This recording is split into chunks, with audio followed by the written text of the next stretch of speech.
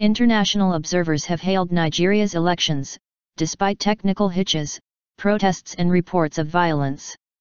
UN Secretary-General Ban Ki-moon said in a statement voting had been largely peaceful and orderly.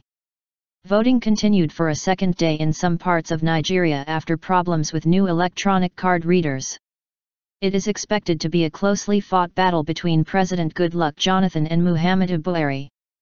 Thousands of opposition supporters in Rivers State have protested against alleged killings of campaigners and voting irregularities.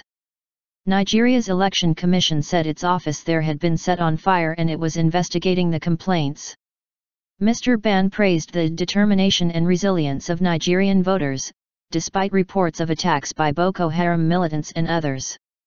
He urged voters to maintain a peaceful atmosphere and to exercise patience throughout the process.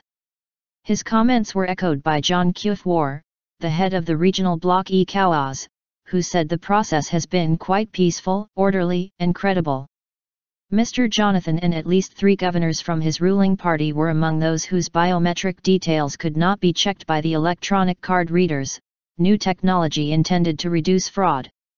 Instead, they had to be processed by hand.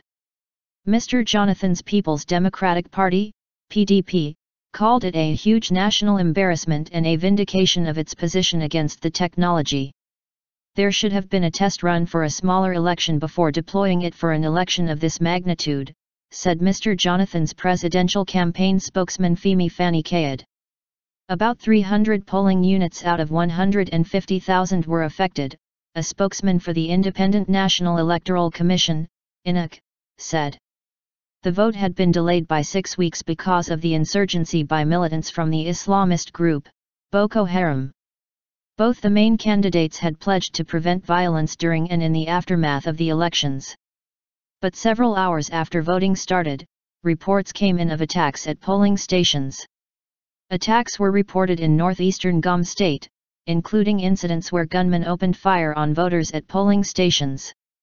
Mr. Jonathan told the BBC's Peter Okwak that most of the violence there was not related to the elections. The war against terrorists is going on, voting or no voting, he said. There was a conflict, kind of a crossfire, between soldiers and terrorists that had nothing to do with the elections. The PDP has dominated Nigerian politics since 1999, but Gen Buhari's All Progressives Congress is viewed as a serious challenge. Voters are also electing members of the House of Representatives and the Senate. Initial results could come as early as Sunday evening.